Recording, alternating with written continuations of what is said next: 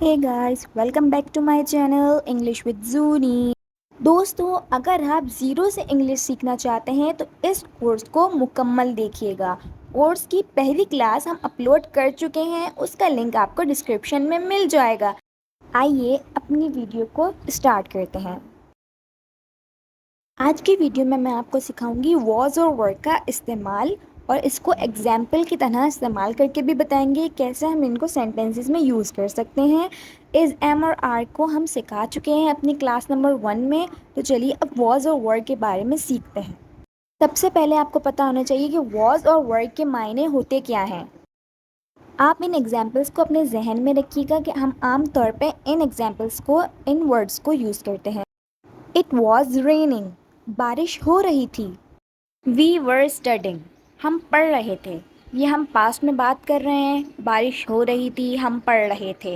इन examples को आपने अपने जहन में रखना है क्योंकि हम आगे इससे मुताल्लिक और एग्जाम्पल्स आपसे शेयर करेंगे। अब हम चलते हैं वॉज और वर के मायने क्या हैं। अब हम सबसे पहले वॉज के मायने बताएंगे कि वॉज के मायने क्या हैं और हम उसको सेंटेंसेस में कैसे यूज़ कर सकते हैं। दोस्तों, अगर हम इनके मायनों के बारे में बात करें तो वॉज का मायना भी था होता है और वर्ड का मायना भी था होता है, लेकिन इनमें थोड़ा सा डिफरेंस होता है जो मैं आपको बताऊंगी। वॉज और वर्ड दोनों को हम माजी के लिए इस्तेमाल करते हैं कि मतलब हम माजी के किसी चीज़ के या किसी भी चीज़ के बारे में बात करना चाहते हैं तो हम वॉज का इस्तेमाल करेंगे। पिछली क्लास में मैंने आपको समझाया था कि अगर आप प्रेजेंट इंडेफिनिट में बात करना चाहते हैं या प्रेजेंट कंटिन्यूस में बात करना चाहते हैं तो आप इस एम आर का इस्तेमाल करेंगे। लेकिन अगर आप पास्ट के बारे में, माजी के बारे में बात करना चाहते हैं तो आप इस्तेमाल करेंगे वॉज। वॉज का मतलब क्या होता है? था, यानी माजी में किसी भी चीज़ को लेकर अगर आप बात करेंगे तो आप वॉज का इस्तेमाल करेंगे।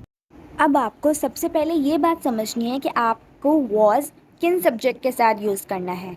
वॉज हम सिंगुलर पर्सन यानी थर्ड पर्सन के साथ यूज़ करेंगे, जैसे इट, शी, आई, ही, इनके साथ हम वॉज को यूज़ करेंगे। अब हम कुछ एग्जाम्पल्स देख लेते हैं। वो एक डॉक्टर थी, शी वॉज अ डॉक्टर। वो बीमार था, ही वॉज इल।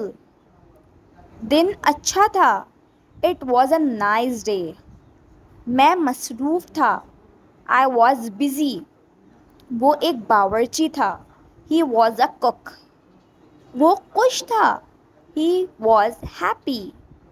अब अगर आप पास्ट में ये ज़ाहिर करना चाहते हैं कि पास्ट में कोई काम जारी था तो हम उसके लिए अलग सेंटेंस आपको बताएंगे, उसके लिए अलग सिचुएशन होगी। तो सेंटेंस बनाने के लिए हम यहाँ पे सिंपल वर्ब यूज़ नहीं करेंगे बल्कि हम उसके साथ आईएनजी यूज़ करेंगे।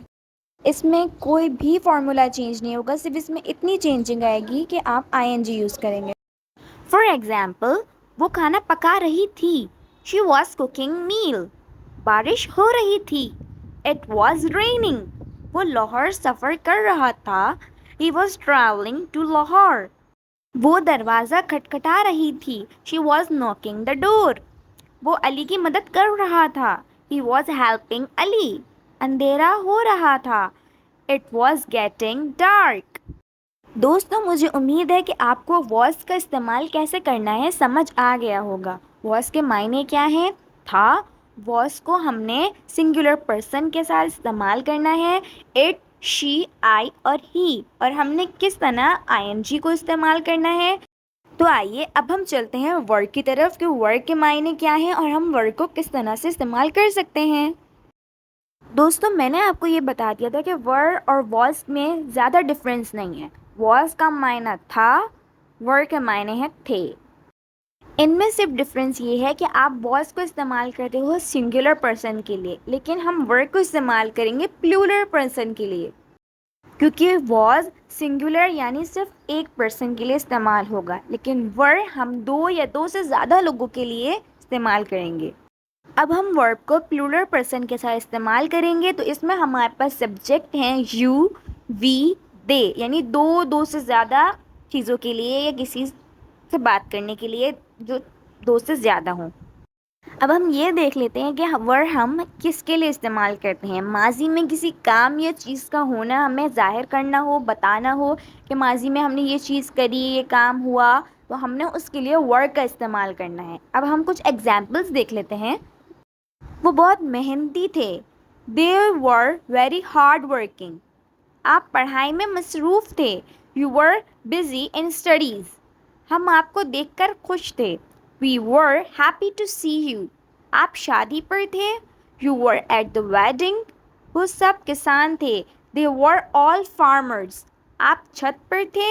We were on the roof. یہ تھے سمپل سینٹینسز جو ہم نے ماضی میں ور کو استعمال کرا, واز کو استعمال کرا. لیکن اب ہم ان کو اس طرح استعمال کریں گے جیسے ماضی میں کوئی کام جاری ہو. اس کے لیے ہم نے اس کو کیسے استعمال کرنا ہے, آئیے دیکھتے ہیں. جی, اب ہم ورک کو استعمال کریں گے ماضی میں کسی جاری کام کے متعلق بات کرنے کے لیے کہ اگر ماضی میں کوئی کام جاری ہے تو ہم ورک کو کیسے استعمال کریں گے.